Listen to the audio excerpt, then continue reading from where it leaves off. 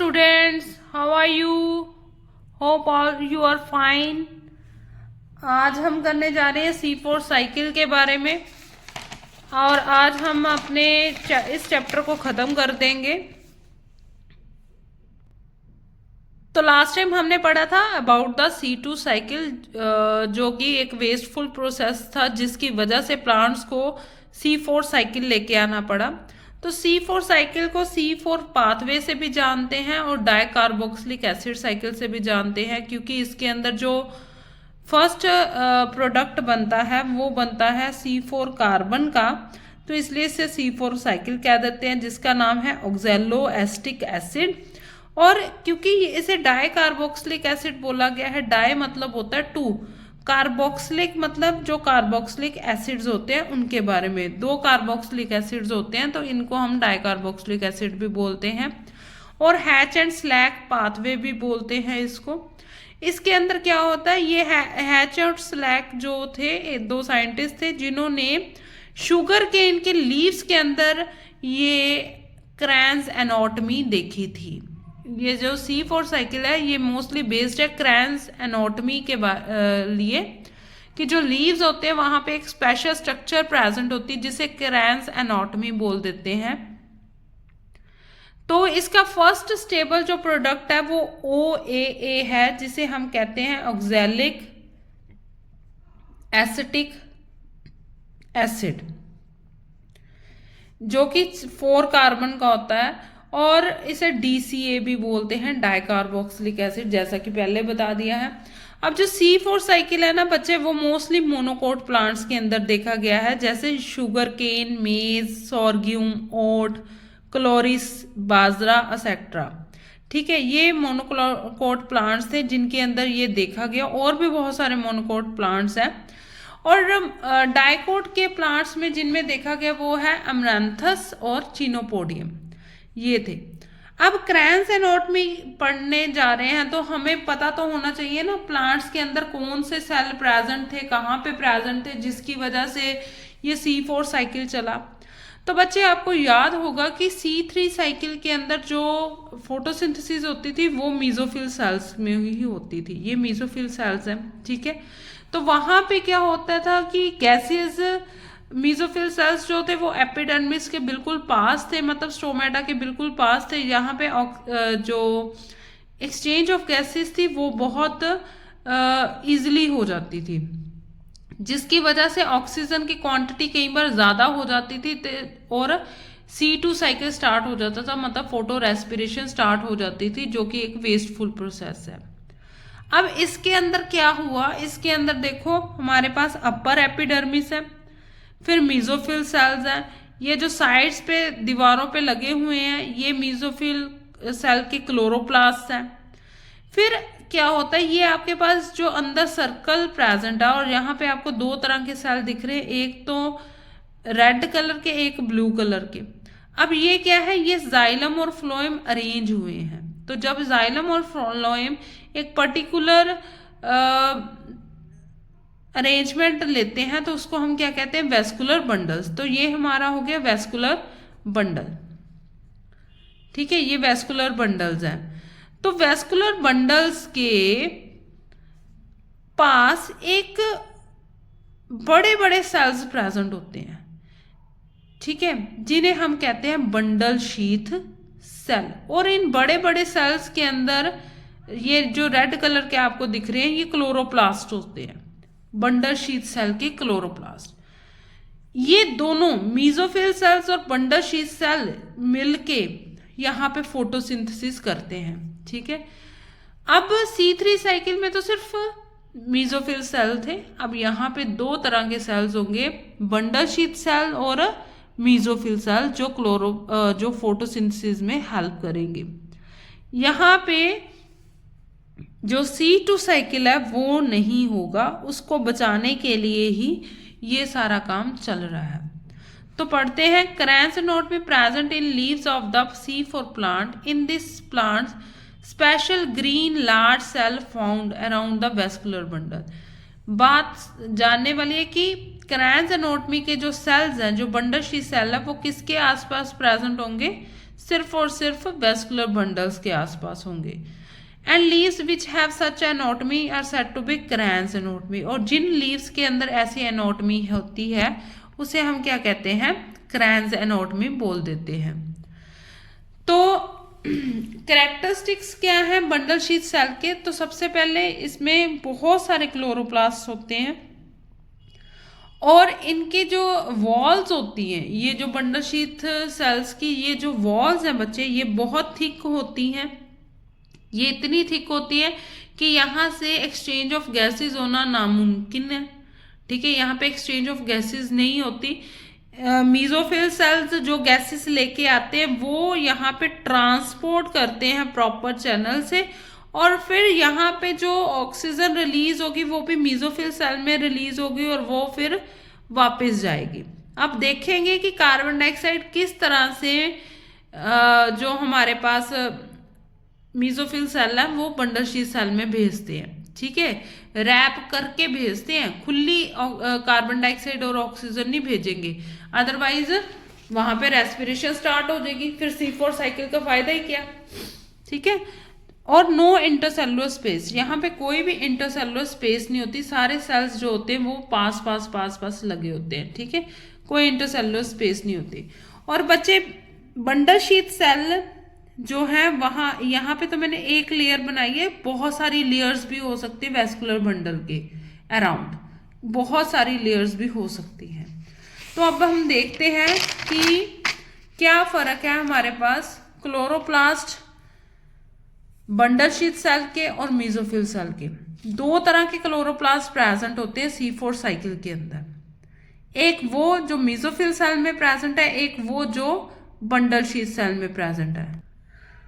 तो बच्चे जो बंडल शीथ सेल के अंदर क्लोरोप्लास्ट प्रेजेंट है उसके अंदर ग्रेना नहीं होते। ठीक है, ग्रेना आपको पता है कि थाइलेकोइड इस तरह पाइल से लगे होते हैं। ठीक है, वो नहीं होते, बट जो मीजोफिल सेल्स होते हैं उनमें ग्रेना होते हैं। ठीक है, अब मैंने एक स्ट्रक्चर बनाई है ये। ठीक है, चाहे तो आप इस सेल स्ट्रक्चर को लर्न कर लो, चाहे जो आपके एनसीईआरटी में दी है वो लर्न कर लो, दोनों सेम है। बस यहाँ पे थोड़ी सी डिटेल है, ज़्यादा नहीं, थोड़ी सी डिटेल है जो कि आपका कंसेप्ट क्लियर कर देगी। अब यहाँ पे क्या होता है, मान लो कि ये लीफ है। ठीक है, इस लीफ के अंदर दो तरह के सेल प्रेजेंट है। ये जो है ये मीजोफिल सेल है, ये मीजोफिल सेल है, और ये बंडल शीथ सेल है।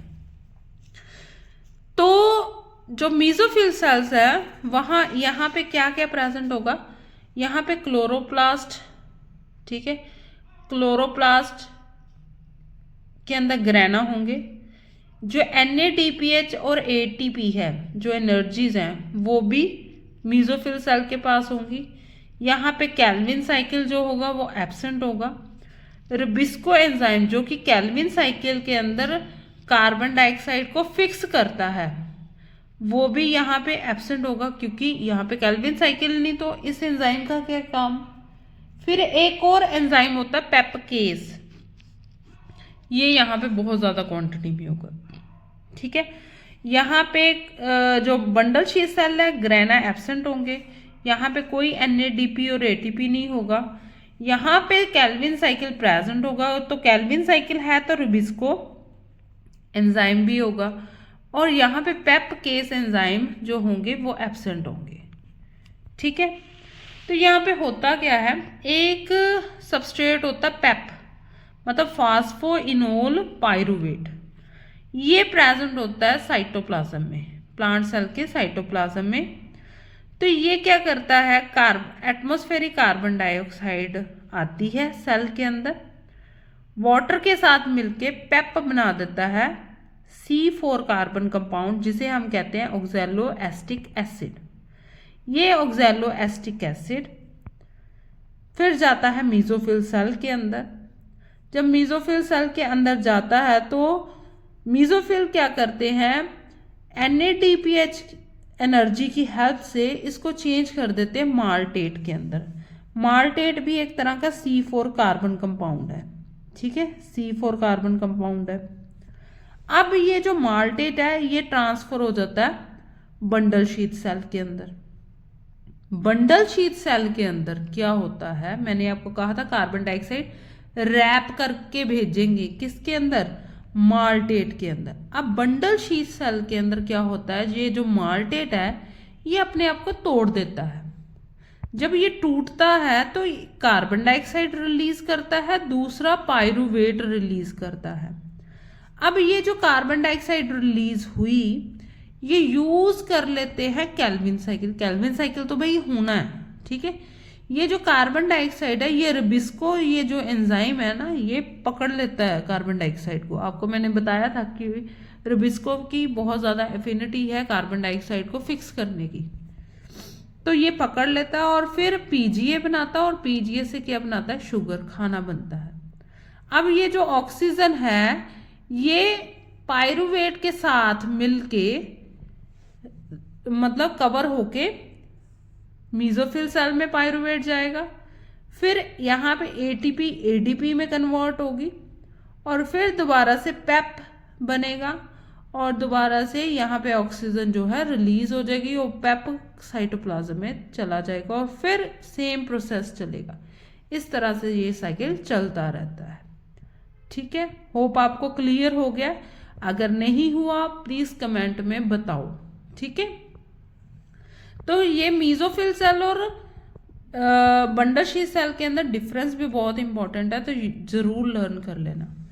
ये जो बताया गया है ये बच्चे आपको बताया गया है C4 साइकिल की एक्सप्लेनेशन लिखी हुई है, ठीक है। जो मैंने बताई है वो C4 साइकिल की एक्सप्लेनेशन लिखी है, आप इसको लर्न कर सकते हो एज इट इज। ये हमारा C4 साइकिल था, और C4 साइकिल क्या प्लस पॉइंट क्या है, ये फोटो रेस्पिरेशन से बचाता है, जो प्लांट्स की एनर्जी है उसको सेव करता है, जिसकी वजह से बायोमास जो है वो इंक्रीज हो जाता है। अब बहुत इंपॉर्टेंट एक टॉपिक है law of limiting factor. Law of limiting factor क्या है, कहते हैं कि कोई भी केमिकल प्रोसेस हो रहा है तो अगर उसके अंदर more than one factor, the rate will be determined by the factor which is nearest to its minimal value। अब जैसे हमारे पास कार्बन डाइऑक्साइड है, ऑक्सीजन है, ग्लूकोज है, वाटर है। अब रेट ऑफ फोटोसिंथेसिस जो है टेम्परेचर है, रेट ऑफ फोटोसिंथेसिस डिपेंड किस पे करेगा, इन तीनों में से जो भी लिमिटेड होगा उस पे करेगा डिपेंड। मान लो कि जो कार्बन डाइऑक्साइड है, वाटर है, टेम्परेचर है, टेम्परेचर और वाटर जो है ऑप्टिमल है, ठीक है, ऑप्टिमम है। बट कार्बन डाइऑक्साइड क्या होगी, कम होगी, ठीक है, मिनिमम होगी। तो क्या होगा, उसकी वजह से फोटोसिंथेसिस प्रोसेस जो होगा वो नहीं हो पाएगा, चाहे ये ऑप्टिमम कंडीशन में प्रेजेंट है। तो यहाँ पे जो लिमिटिंग फैक्टर हो जाएगा वो क्या हो जाएगा, कार्बन डाइऑक्साइड। ऐसे ही कार्बन डाइऑक्साइड ऑप्टिमम हो, टेम्परेचर ऑप्टिमम हो, पानी नहीं हो, तो भी जो है लिमिटिंग फैक्टर वाटर हो जाएगा, क्योंकि फोटोसिंथेसिस प्रॉपर नहीं होगी, ठीक है। तो ये हमारा आज का ये चैप्टर है जो खत्म हो गया। नेक्स्ट हम करेंगे रेस्पिरेशन इन प्लांट, तो वो हम नेक्स्ट क्लास में करेंगे। Thank you, have a nice day. अगर अच्छी लगी हो video please like, share and subscribe करें, और अगर कुछ भी कमी हो तो प्लीज़ बताएं कि मैं तेज़ बोलती हूँ या कम धीरे बोल रही हूँ, तो आप जैसा भी है वो मेरे को ज़रूर बताएं। Okay, have a nice day.